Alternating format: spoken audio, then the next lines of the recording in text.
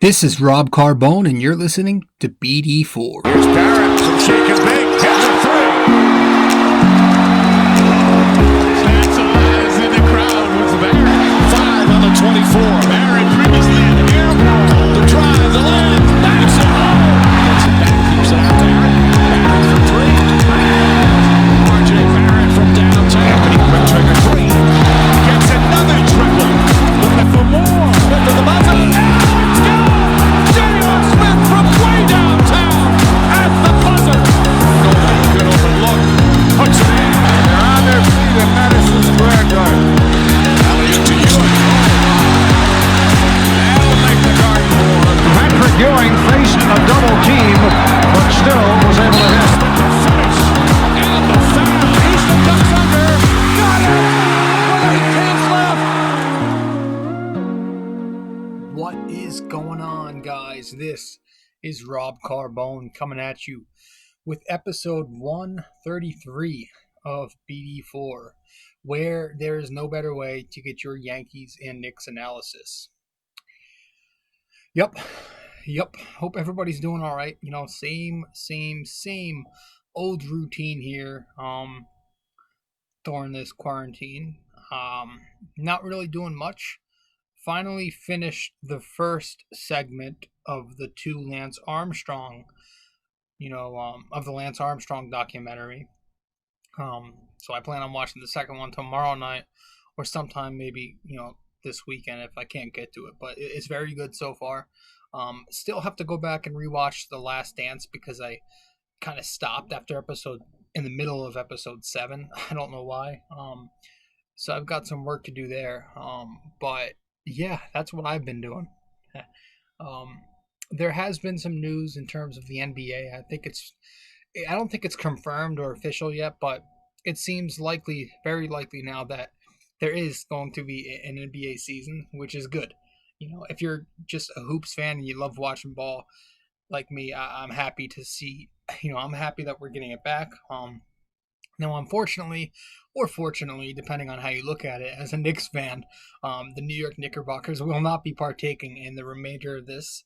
It's a very unorthodox format, what they're doing. They're going to, from what I've read, it's the NBA is planning on returning for eight more regular season games to kind of, figure out the seeding here for the playoffs.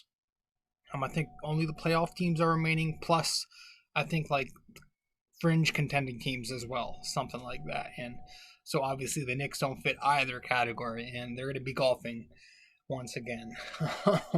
So that's that with them. I'm trying to think of what else. Fucking MLB's still at a standstill. Don't really want to talk about that. And it's unfortunate, man. I really, really want to start talking about Yankees. Like I do. But there's literally nothing going on. They're still talking kind of in negotiations. And yeah, I don't know. See, I don't even know what to say. There's nothing when it comes to baseball to really talk about that'll not bore you. Or anything you say, it'll just be the same old boring. Will they play? Will they not play? So fucking until then, we're gonna stick to Knicks talk and keep diving into this, draft scouting that we've been doing, and pick apart a bunch of pre-draft prospects. Hit a bunch of these second round guys and a bunch of the late first round guys a few weeks ago that just finished up. And now we're starting to hit on the lottery picks, the guys that are higher up on the board, and we're kind of getting to an end there, So I don't know what we're going to do once we finish this whole thing up. I'm going to be bored as hell yet again, but it is what it is. It's trying to find things to do. At least I started working out. Finally started working out, getting off my ass. Maybe I'll what I'm going to do, and I've been planning on it, actually haven't gotten to it. I'm an Italian American, and I've always wanted to learn the language of Italian. Now, a couple years ago, we went away, my family and I, and took a trip to Italy just for vacation in the summer, and I learned a bit. I learned a decent amount, how to carry a conversation, and but I've forgotten a lot since, and I don't know as much as I once did. So I really want to learn the language of Italian, being that, I've got a whole bunch of ancestors coming from Italy, dating back to my great grandparents on both sides, my father and my mother's. But yeah, I would love to learn that. So maybe I'll take my, that's something good to do. It's a way to be productive during lockdown. That's something to do. That's something to keep you busy. But hey, anything that contributes to a positive aspect, as long as I'm doing something productive and something to better myself. But speaking of, I'm really serious when I say this. I'm gonna continue my keep sending out prayers to those who have lost family members and friends during this virus, and even during these riots that have been going on. Kind of an unrelated topic, but I know they've been burning down buildings and shit, and small business owners have been losing their businesses. So I just pray and hope that everything can get back to normal again, and I really do.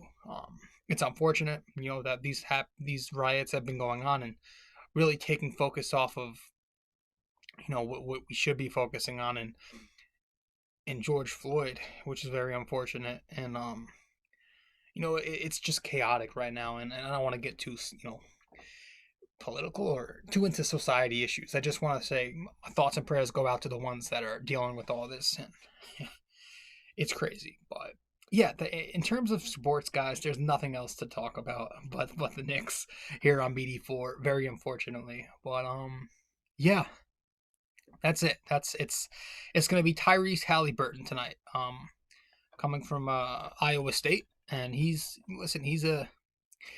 not my favorite draft prospect. Let's be real. He's somebody who I would love to take. Since the Knicks have the LAC pick later in the first, that would have been a great time to pick him, but unfortunately, he's probably going to be in the lottery, early lottery, mid lottery.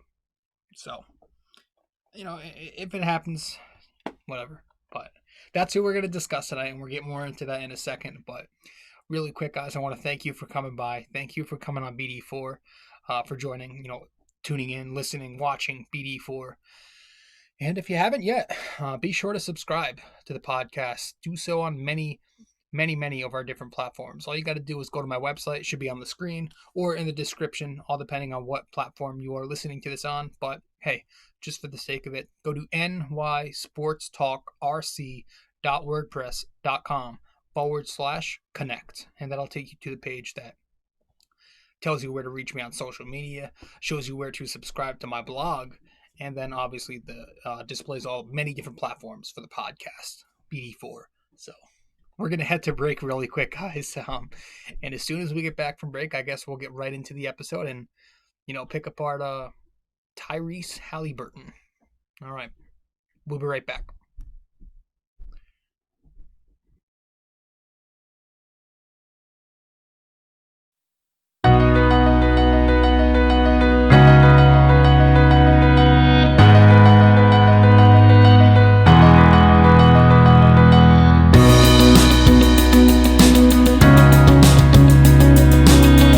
Hey fellas, really quick before we continue with the show, I just want to remind you, if you haven't yet subscribed to BD4, be sure to do so right now.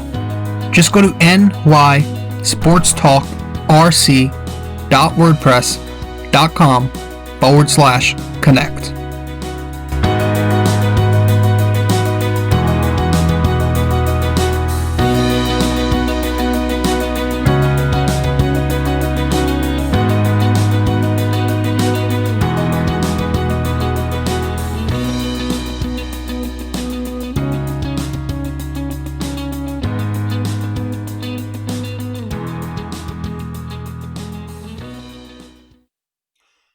I don't want to call this guy a boring prospect, but because I try to pick all the players that the Knicks, that would at least semi fit the Knicks, right? I try not to discuss, players that really don't have a future here. like James Wiseman. That doesn't make sense to discuss him, and so I'm trying to pick players that at least make sense. But Tyrese Haliburton, while he does make sense, I don't think you know, he's not the guy that's going to jump off the screen and excite you if the Knicks do draft him. He's more of a safe draft pick, right? Somebody who is, you know, safe, a high floor kind of player, somebody who is guaranteed to be decent instead of their ceiling, a lower ceiling, but a higher floor. So Tyrese Haliburton is a guard. Okay, a guard from not Ohio State, from Iowa State. Played there as a freshman and a sophomore before he declared for the draft this past season. 20 years old. He turned 20 in February, so still very young. He's 6'5", 175 pounds, with a 6'11 wingspan. So very lanky for a point guard. Very, very lanky, and he's got very good length. And that's going to be one of the things we're going to discuss about him a lot tonight. So fly in the room. I don't know if you could see that, but yeah, let's talk about Tyrese. So big improvement, a decent improvement from his freshman season to his sophomore season. This past year, as a sophomore, Tyrese got his numbers up to 15 points per game, 6 rebounds a game, and 7 assists per game versus 2.8 turnovers. So very efficient there. 50% from the floor, including 59% from the 2-point range, and then 42% from 3, as well as 82% at the charity stripe. Now, he did this on a volume of 11.1 field goal attempts, 5.5 2-point attempts, 5.6 3-point attempts, and 2.0 free throw attempts per game. Defensively, collected 2.5 steals per game, 0.7 blocks, and 1.3 personal fouls. So some very, very nice looking numbers there. And he did this across 22 starts, where he averaged 37 minutes to start, but he only played 22 games because he did have a wrist fracture, so that kind of limited his time out on the floor for the remainder of the year. So keep that in mind. But yeah, I would say he's still projected to go in the lottery. Again, I would say more 6+. That's what my prediction would be in terms of his draft stock. He's somebody who I would say would, I think he's likely to get drafted no earlier than 6. Mid to late lottery will go. So, in some outlook, I think he, again, a high floor, low ceiling type of player. A high-end rotational guy, a role player, a solid role player, not an all-star, not your point guard engine, but a glue guy who contributes to winning by doing the little things, right? And that's where some of the, we've heard a Frank Ntilikina comparison, actually, and that makes sense. He's the same kind of guy, at least right now, where he doesn't flash you, he doesn't wow you, with any flashy numbers or anything like that, but he makes a positive impact. But I've also heard, one that I really like, a comparison when it comes to Haliburton, is Michael Carter-Williams' upside, right? I really like that. Defense, lanky, got some offense, good rebounder, good passer, a little bit of everything, right? That kind of reminds me of that. So I see that very much. That's probably my favorite comparison. I saw like a very, very, very poor man's Reggie Miller because he can shoot the ball, kind of an unorthodox form, maybe. I saw Shea Gilgeous-Alexander. Yep, I see that. What else did I see when I was looking up here? DeJounte Murray, I think is his name. Yeah, I saw Elfrid Payton with a jump shot. And then Lonzo Ball, which isn't a bad comparison as well. So, a couple of a couple of comparisons here with Haliburton. So, yeah, I mean, I would say those are all pretty decent, given that he's, again, a guy who's decent at doing a little bit of everything. So, he can pass the ball very well. He's a good rebounder. He shoots the ball. He finishes on the inside pretty effectively. And he's got some good team defense, right? He's a good defender as well. So, those are the positives. Now, some of the negatives here, I guess people harp on him because he's not really shown the most assertiveness yet. He's kind of tentative out there offensively. Needs to kind of be more assertive. Ball handling is more average than anything. Some shooting concerns. We'll get to that. strength is a weakness I have down, and then the overall ceiling. Again, we talked about that a bit. We'll dive into it a little more as well later. So let's start with the positives, and let's start with the focal point of his game. The one that really everybody, kind of talks about when they think of Haliburton is that passing. Good passer, somebody with a very high IQ. An unselfish, smart passer, a safe passer. Somebody who stays in his comfort zone, but he's got very good instincts, a great feel, and just a pure passer. Somebody who's a pass first kind of guy. Excellent, excellent. And I'm talking impeccable floor vision. His head is always up, especially on the break. He knows how to run the pick and roll as a guard. Great as a passer and pick and roll. Hits all three levels. He's just great. He'll find the guys across the court. Those cross court shooters. He'll hit them. He's very good at finding cutters. And I think he's going to mesh very, very well. He will mesh very well, in my own opinion, I think, with RJ Barrett, just because of his ability to play in pick and roll. RJ likes shooting off screens a lot. Haliburton loves passing off screens. RJ is always at, off ball scoring. RJ loves that backdoor cut. Haliburton's very good at finding them. And just, a lot of things that these two would kind of complement each other's game, I think, if they're on the same floor together. I think that's a plus there. Also, just a great transition passer, again, because we said he keeps his head up. He just makes plays in transition, knows how to play the break, and just very positive impact as a passer. Now, he's a good rebounder too. We really don't need to touch on that anymore, but 6 rebounds a night as a sophomore. And again, those lanky, long arms help him. And he, positions himself pretty well off the glass, knows when the ball is going, where the ball is going off of the glass too. So good rebounder, good passer, but also an efficient shooter. Now, 101 for 237 from downtown, both as a freshman. When you combine his freshman and sophomore years, that's 43%. So that's very efficient.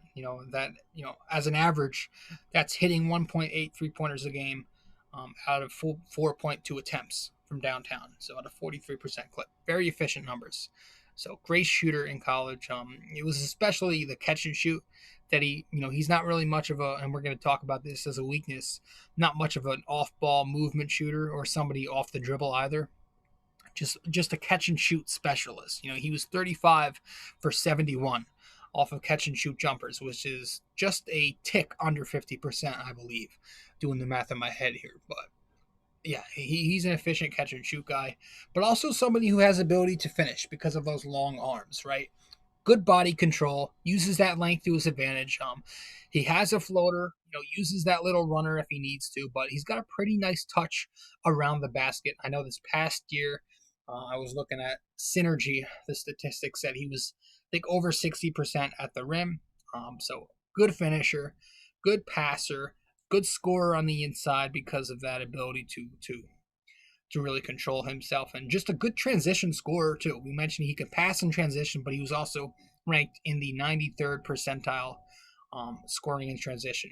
And he was, I think this field goal percentage was 66% in transition this past season. So very good offensive numbers, right? And productive. I think in the NBA he'll be productive offensively. I don't expect him to jump off the paper, right, and put up 15, 6, and 6 like he just did. But I think he can be somebody who can occasionally crack you, a dozen points, maybe average, anywhere from 8 to 12 points a night, give you 4 or 5 assists and maybe the same amount of rebounds. Somebody who's just a glue guy. And now defensively, man, he listen, he's got the makeup at least to be a good team defender. We've seen this guy very aware out there, good awareness, and he's got enough athleticism with his quick feet and his quick hips to where I think he can be a good defensive player off the ball. He's a good communicator, very good communicator, always directing his teammates, where to go. Rotates pretty quickly. He'll know when to tag the roller, pretty good at finding him. Again, it comes back to length. He uses that length to his advantage. Very good in the passing lanes. And then again, 0.7 blocks per game wasn't bad, So, yeah. Now, let's see. Where are we? Okay, some of the negatives. I guess we'll get into his negatives now. Some of the downsides to Tyrese Haliburton here. Like I said, the number one thing here can be very tentative. He needs to attack more. He's kind of too pass first. And again, that's kind of where the Lonzo Ball, Frank Ntilikina comparisons come into play. He's efficient at the rim, but it's at an extremely low volume. Now I was looking up the numbers. He only had 28 attempts. Now this is I took this stat from the Stepien. I don't know how to pronounce it, but Spencer Perlman's statistics here per Synergy said he had 28 attempts at the rim. Outside of 2 games, he had 28 attempts at the rim, and that's excluding 2 games, excluding post-ups and excluding putbacks. But pretty accurate there. Just a very low volume at the rim this season. Didn't really take it to the rack as much as he probably should have, and that kind of shows up with the free throw numbers too. Only took 1.2 free throw attempts per game as an average across both seasons at Iowa State. So he's efficient there, but again, at an extremely low volume. He needs to attack more and kind of be more aggressive. And you look at the game logs, I know this past season, again, playing 22 games, but had single-digit shot attempts in 7 of them, and finished 10 of his 22 games with 0 free throw attempts. So again, he's got to find a way to, you're not going to score points in the NBA being that way, being that beta male on the court. You got to be more of an alpha and attack more. And I don't care how great your ceiling is, how high or low it is. In this case, probably lower. You still have to do it and attempt, to take pressure off your other teammates. And I that really bothers me with Haliburton, how he's not really an aggressive offensive guy. We've seen flashes of it, but it's just not consistent. Now the next weakness I have here is his ball handling. It's very, again, it's good, it's efficient, but it's not advanced, right? He again, the low turnover rate is very good. He doesn't turn it over a lot. Very good 7 assists to 2.8 turnover ratio, but it's, the moves aren't that crazy. He has some moves in the bag, but nothing really advanced. And as a point guard, you want to see him improve there a little bit. Not a great shot creator. That's going to hurt him in the ISO game. So that's something to keep an eye on. And of course here, now we've mentioned he's a great shooter when the numbers say it, and you can't deny the numbers. But there is some concern here, and this goes back to Lonzo Ball. It's a very, Lonzo Ball was an amazing jump shooter from downtown at in college. Where'd he go? I forget where he went. UCLA. But it didn't translate right away. It's a very unorthodox form. Same goes with Haliburton. He might have to tweak it a little bit. It's very odd looking. Kind of a slow release, kind of gives you those Eric Gordon vibes, so it's going to require some tweaking, and for somebody who shoots mainly off the catch, he's going to have to quicken it up and make it less funky looking. So that's something I'm really concerned about. That's also going to depict, again, his future as an offensive player in the NBA. How great will his ceiling be? Shooting is going to be that big swing factor. That's his forte offensively. When in terms of scoring, he gets his buckets by shooting the ball. And if his shot isn't going to translate at the next level, I don't see him scoring many points at all, enough to stay on the floor consistently. So that's going to be huge. He's going to have to figure out a way to, and maybe it's something that doesn't really need fixing at all. Maybe I'm wrong. Maybe it works right away, depending on, we're just going to fucking have to see. But that's something I just want to keep an eye on. Now, the last couple of strengths here, or the last one here, is the strength. Last weakness here is the strength, his strength. He's got a pretty frail, weak frame. At 6'5", he's only 175 pounds. He also just lacks that explosiveness. He's quick. He's got some athleticism, big strides, those kinds of things, but he's not electric or explosive. He's not the strongest guard. When he's at the rim, he doesn't really embrace contact, like an RJ Barrett will, but he will kind of try to shy away from it. And he's very good at doing that. But again, when you're going to go to the next level and play at the NBA, he's going to need to add some muscle to play consistently and, to kind of take those hits. So that's that's pretty much it. And the last thing here I have is, again, the big question mark is his overall ceiling, just because of those things. In my opinion, he's not worth an early lotto pick or a mid lotto or even just anywhere in the lottery. I just think he's a late first round player. I don't think he's a guy who's going to be well worth it. I wouldn't take him, first, second, third, fourth, fifth. And I just don't. I wouldn't. If the Knicks do something stupid like this and take him over, Ball, Hayes, Toppin, Anthony, I would be pretty pissed off. But maybe I'm wrong. I think he would be the perfect. I'm telling you guys, I think he would be a perfect, really, really good, valuable player if he were just later in the first round. Obviously that's not the scenario, but it would just that would have been great if the Knicks could sneak. If he slid all the way, down on the board, and the Knicks took him with their 27th pick. That would have been great. Would have been awesome. But obviously that's not the scenario here. He's likely to be picked again, 6+. But that's it with Tyrese Haliburton, guys. I think we're gonna let's get into the it's almost that time anyways. What do you call it? The NYY NYK question of the day. Let's get to it.